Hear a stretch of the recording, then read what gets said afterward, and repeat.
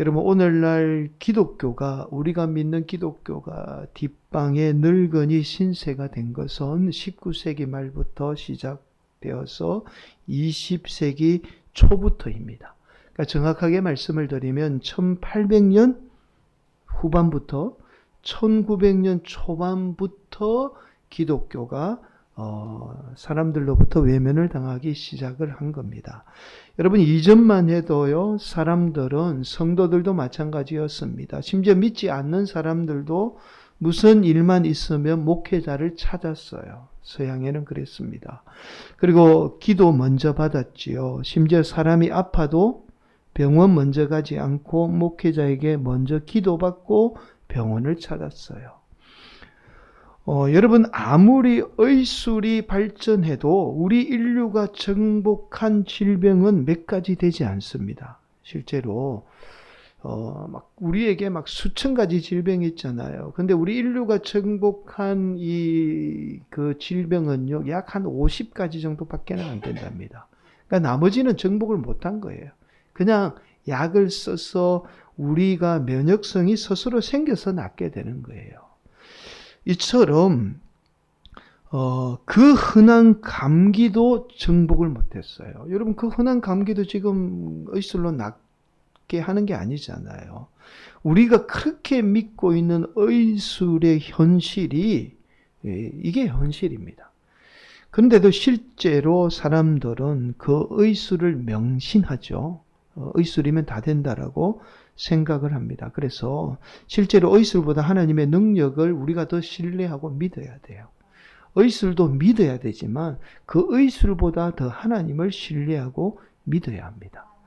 여러분, 그러나 오늘날은 이제 어떤 신앙의 힘으로 질병을 이겨낸다라고 하면 다들 미신같이 여기죠.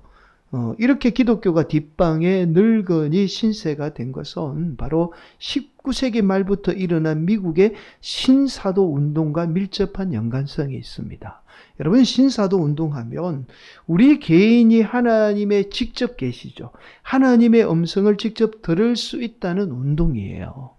여러분, 이 신사도 운동으로 인해서 미국에 많은 이단들이 생겨나게 됩니다. 이때부터 대부분의 이단이 이때 생겨났어요. 우리가 이제 너무나 잘 알고 있는 여호와의 증인, 또 몰몬교라고 하죠. 몰몬교는 조셉 스미스가 계시를 받아 기록한 이 몰몬경을 믿는다고 해서 우리가 몰몬교라고 합니다. 지금은 이제 예수 그리스도 후기 성도 교회라고 해서 외국 사람들이 막 이름을 붙이고 영어 가르쳐 준다고 하면서 막 젊은이들에게 접근하는 이단이죠.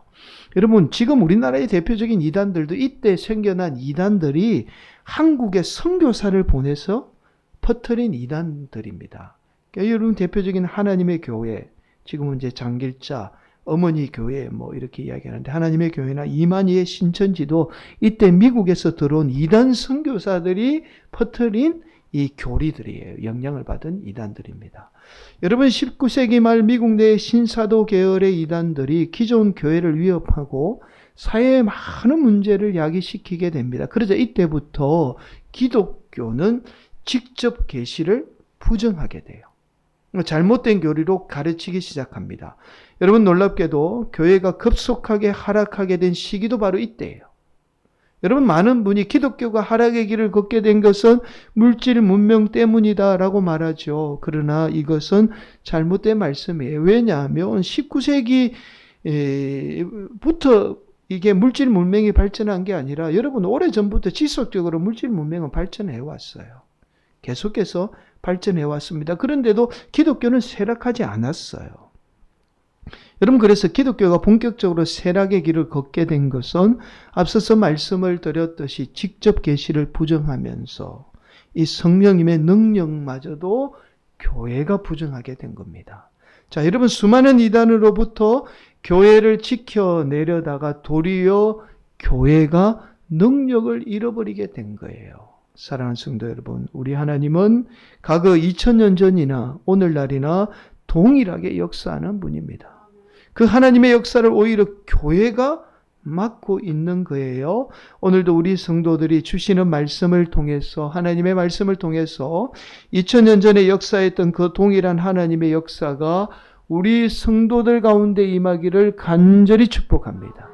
여러분, 오늘 본문의 말씀은 지난주의 말씀과 아주 밀접한 연관성을 가지고 있어요. 제가 서두에 왜 이 말씀을 드리는지 말씀을 듣고 나면 이해가 될 겁니다. 여러분, 지난주에 베드로가 이방인 최초로 로마의 백부장 고넬로에게 복음을 전하게 되죠. 이런 내용이었습니다. 로마의 백부장인 고넬로가 기도 중에 하나님의 환상을 보게 돼요. 여러분, 그 환상이 바로 욥바에 있던 베드로를 청해서 자신의 집으로 데려오라는 환상이었죠. 여러분, 백부장 고넬로가 로마의 군인임에도 하나님을 믿었습니다. 그래서 고넬로가 하나님께 기도할 수 있었던 거죠. 여러분, 지난 시간에 말씀을 드렸듯이 이것은 고넬로가 하나님을 믿는 일은 결코 쉬운 일이 아니에요. 자신의 목숨을 거는 행위였습니다. 여러분, 마침 이때 베드로도 하나님 앞에 기도하죠. 그 기도 중에 하나님이 베드로에게 환상을 보여주게 됩니다. 바로 부정한 음식을 먹으라는 환상이에요. 여러분, 이스라엘 백성은 지금도 율법에 기록된 부정한 음식을 먹지 않아요. 그런데 하나님이 환상을 보여주면서 베드로에게 자꾸만 이 부정한 음식을 먹으라는 거예요. 하나님, 이건 먹을 수 없습니다. 그런데도 하나님이 3번씩이나 환상을 보여주며 베드로에게 부정한 음식을 먹으라고 말씀을 하죠. 그래서 베드로는 이 환상이 하나님의 특별한 의도가 있다는 사실을 알게 됩니다. 그러나 정확한 의미를 이해하지 못했어요. 그러자 우리 성령님이 베드로에게 이 환상이 무슨 의미인지 말씀을 통해서 가르쳐 주게 됩니다. 여러분, 바로 이방인인 백부장 고넬로의 요청을 거부하지 말고 고넬로의 집을 방문하라는 환상이었던 거죠. 여러분, 당시 이스라엘 백성들은 이방인들과의 접촉 자체를 부정하게 여겼어요. 여러분, 율법에 함께 음식을 먹거나 이방인의 집에 들어가서는 안 된다는 규정이 있었어요. 그런데 베드로는 하나님이 보여준 이 환상으로 인해서 이방인인 백부장 고넬로 집을 지금 방문하게 되었던 겁니다. 여러분, 그렇게 베드로는 하나님을 믿고 있는 백부장 고넬로뿐만 아니라 그 가정에 모여 있는 많은 사람들에게 예수님을 증거하게 되죠. 그래서 그들이 다 예수님을 믿어요. 그리고는요, 그 자리에 있던 모든 사람이 성령님의 임재를 경험하게 됩니다. 결국 이 모습을 본 베드로는 고넬로가 이방인임에도 불구하고 고넬로와 그의 가정에 있던 모든 사람들에게 최초로 세례를 베풀게 돼요. 여러분, 이 사건이 이방인에게 최초로 세례를 베푼 사건입니다. 여러분, 오늘 본문은 이 일이 있고 난 후에 제자들이 베드로가 하나님의 말씀인 율법을 어기고 이방인과 만났다는 이 사실을 알게 돼요. 여러분, 당시에 초대교회는 기독교의 그 교리가 정확하게 확립이 되지 않았습니다. 그래서 어쩔 수 없이 그들이 의지했던 게 뭐죠? 율법이었어요. 율법을 의지해서 예수님을 믿고 있었던 겁니다. 그래서 초대교회가 볼 때는 베드로는 지금 심각한 범죄를 저지르고 있는 거예요. 자, 그러자 제자들이 이 사실을 두고 베드로를 비난하기 시작해요. 그 말씀이 오늘 본문 2절 말씀. 베드로가 예루살렘에 올라갔을 때에 할례자들이 비난하여. 여러분, 당시 제자들이 볼 때는 베드로는 당연히 비난받을 만한 일을 지금 하고 있는 거잖아요. 율법을 어기고 있는 거예요. 여러분, 우리 성경은 비난했다라고 말씀하지만 원문에 의하면 이게 단순한 비난이 아니라 이 문제로 인해서 초대교회가 심각하게 다투었다라고 그렇게 말씀하고 있어요. 여러분, 이 문제가 초대교회에 얼마나 심각한 문제였는지를 알 수가 있습니다. 여러분, 그러자 베드로가 이 일이 자신의 의지가 아니라 하나님의 명령이었다라는 사실을 설명하기 시작하죠. 그 말씀이 바로 5절 말씀이에요. 이르되 내가 욥바시에서 기도할 때에 황홀한 중에 한상을 보니 큰 보자기 같은 그릇이 내 귀에 매어 하늘로부터 내려 내 앞에까지 드리워지거늘. 베드로가 기도 중에 하나님이 한상을 보여주셨다라는 거예요. 보여주었다는 거죠. 그리고 10절에 의하면 지난 시간의 말씀과 똑같이 이 한상을 하나님이 베드로에게 3번씩이나 보여주었다라는 사실을 지금 말씀합니다. 이런 일이 3번 있은 후에 모든 것이 다시 하늘로 끌려 올라가더라. 심지어 여러분, 베드로가 고넬료 집에 들어가서 말씀을 전한 내용까지도 똑같이 지금 말씀합니다. 14절 그가 너와 내 온 집이 구원받을 말씀을 내게 이르리라 함을 보았다 하거늘. 여러분, 그러자 베드로는 고넬료 집에 있던 사람들이 예수님을 믿었을 뿐만 아니라 제자들이 받은 동일한 성령님마저도 받게 되었다는 사실을 말씀해요. 여러분, 제자들에게 임한 동일한 성령님이 이들에게도 임한 모습을 베드로가 베드로가 보게 되자 이 일을 베드로가 막을 수 없었다는 거예요.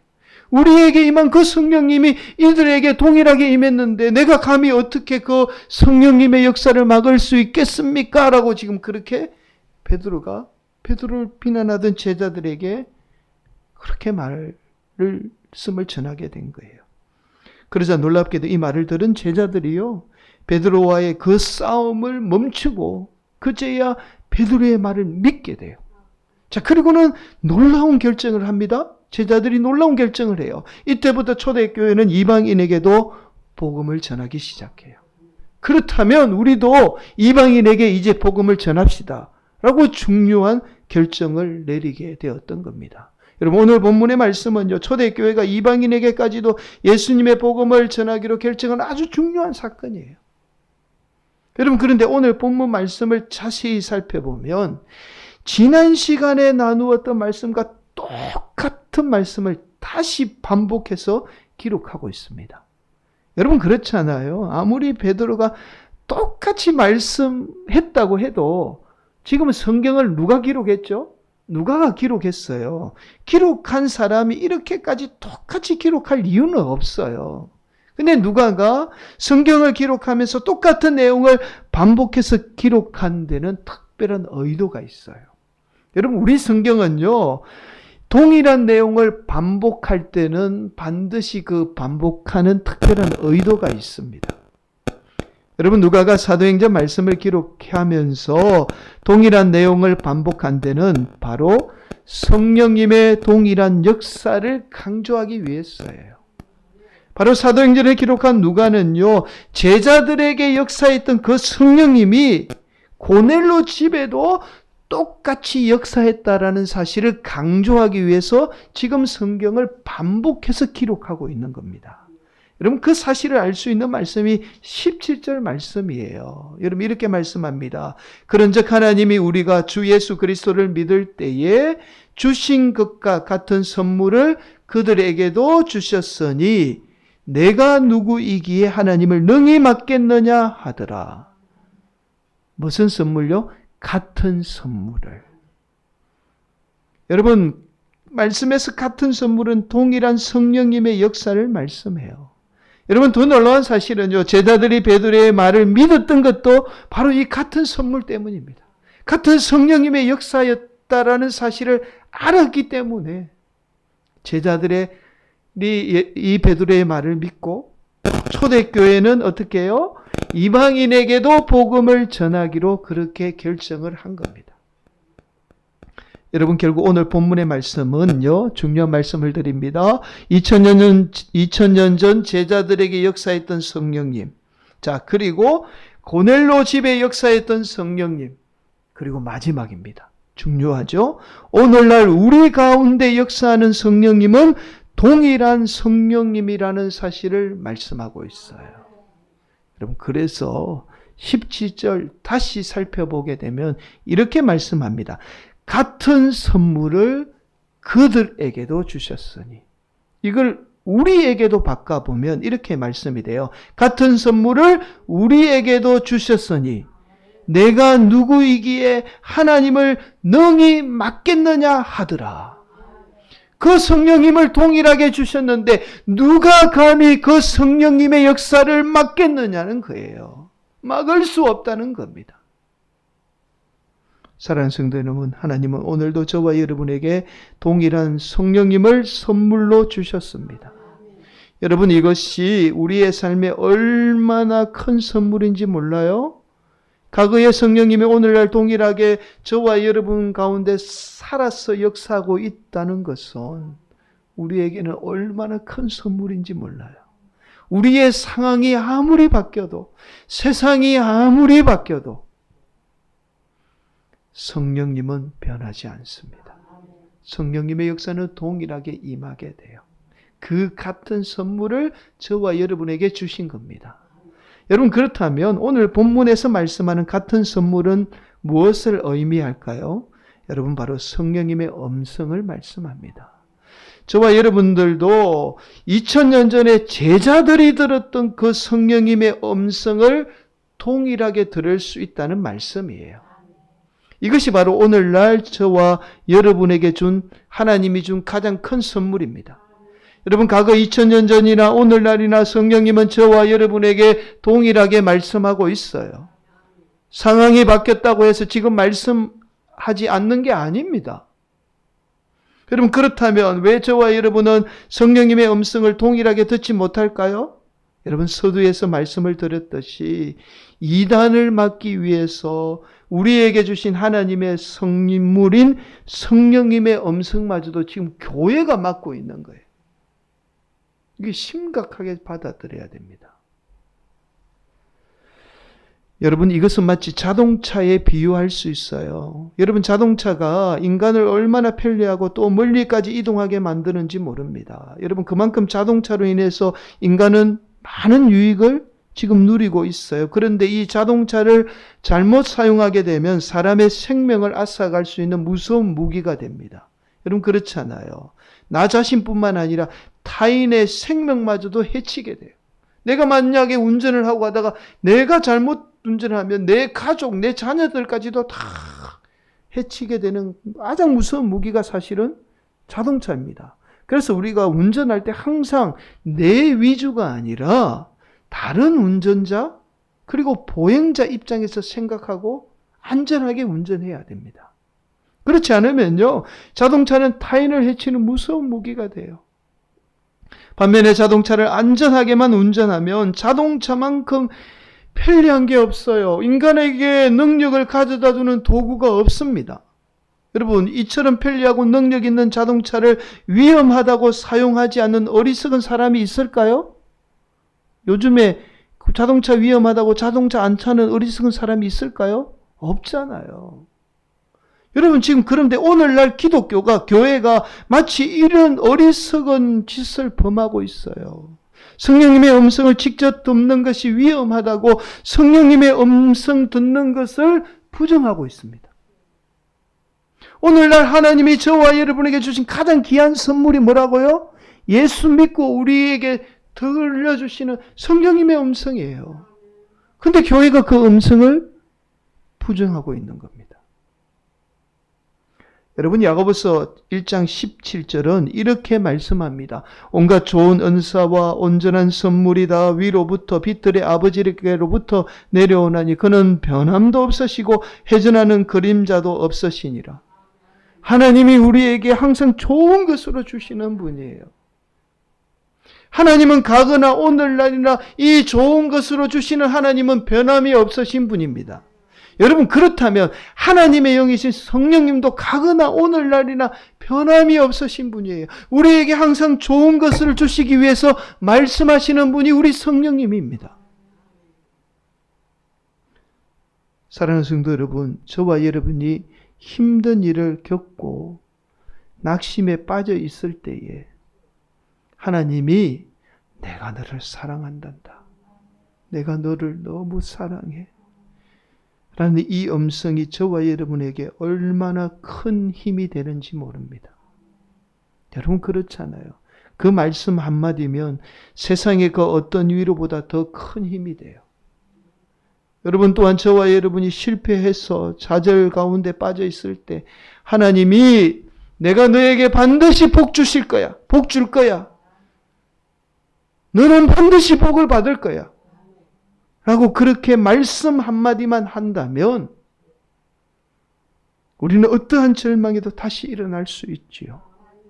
왜냐하면 하나님의 약속의 말씀이 있는데 우리가 어떻게 절망에 빠져 있을 수 있겠습니까? 당장에 새 힘을 얻어서 다시 일어나게 되죠. 사랑하는 성도 여러분, 그래서 저와 여러분이 성령님의 음성이 하나님이 주신 가장 귀한 선물이고 그 성령님의 음성에 대해서 바르게 알고 바르게 듣게 되면 그 성령님의 음성만큼 우리 인생에 값진 선물이 없어요. 여러분, 이것을 자꾸만 자신의 욕망의 음성을 성령님의 음성으로 착각하고 타인을 자꾸만 이용하기 때문에 문제가 되는 겁니다. 여러분, 그래서 하나님이 우리 인생에 이 귀한 선물을 주시기 위해서 예수님을 보내주셨고, 그 예수님을 통해서 저와 여러분을 자녀 삼아 주신 거예요. 성령님의 음성 듣고 날마다 살기 위해서 그렇게 예수님을 보내주신 겁니다. 사랑하는 성도 여러분, 우리에게 주신 하나님의 귀한 선물인 성령님의 음성을 들을 수 있는 복된 성도들이 되시기를 간절히 축복합니다. 여러분, 오늘 말씀의 예화를 저와 관련된 말씀을 드려서 조금 조심스러운 부분이 있어요. 그런데도 우리 성도들에게 반드시 필요한 말씀이라 말씀을 드립니다. 제가 몇 개월 전이에요. 성령님이 저에게 주시는 마음으로 표현을 하겠습니다. 음성이 있었습니다. 저와 관련된 마음이 아니라 다른 분과 관련된 마음이었어요. 그런데 그 마음을 도저히 그분에게 말씀드릴 수가 없었습니다. 왜냐하면 주시는 마음이 너무 심각한 마음이었어요.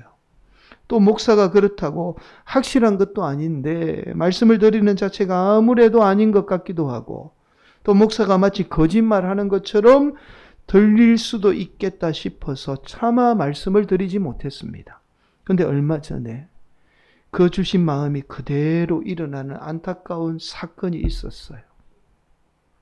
제가 구체적으로 말씀을 드리지는 못하는 이유가 있어요. 이해하고 들어주시기를 바랍니다.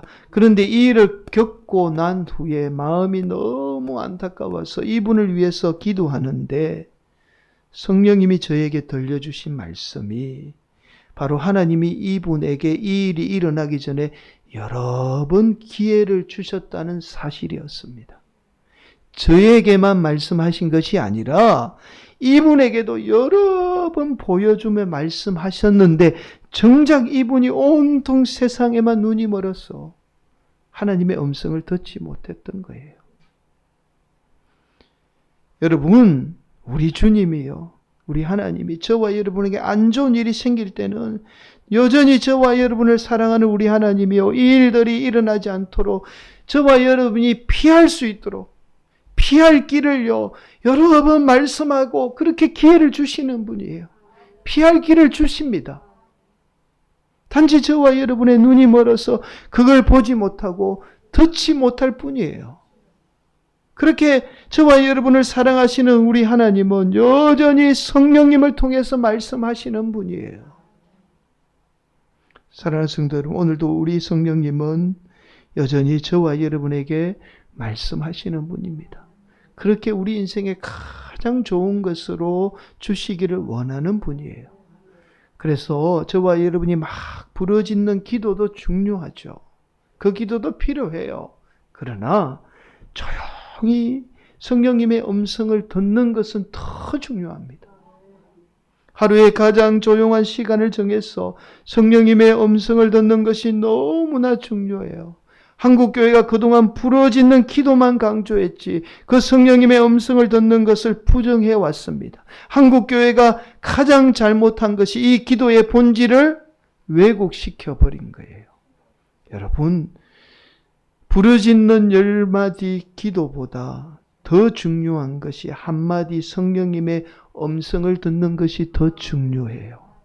왜냐하면 그 성령님의 음성은 우리 인생을 가장 좋은 것으로 인도하시는 분이기 때문에 그렇습니다. 사랑하는 성도 여러분, 오늘도 저와 여러분의 인생에 가장 귀한 선물인 예수님을 믿는, 가장 귀한 선물은 예수님을 믿는 것이고 그 예수님을 믿음으로 성령님의 음성을 날마다 듣는 겁니다. 이것이 우리 인생의 가장 귀한 선물이에요. 오늘도 우리 성도들이 날마다 우리에게 들려주시는 그 하나님의 음성을 듣고 여러분 삶 가운데 우리 자녀들 가운데 어떠한 절망과 낙심이 찾아와도 반드시 복 주시겠다는 그 음성 듣고 승리하는, 그리고 복을 받는 귀한 성도들이 되시기를 예수님의 이름으로 간절히 축원을 드리겠습니다.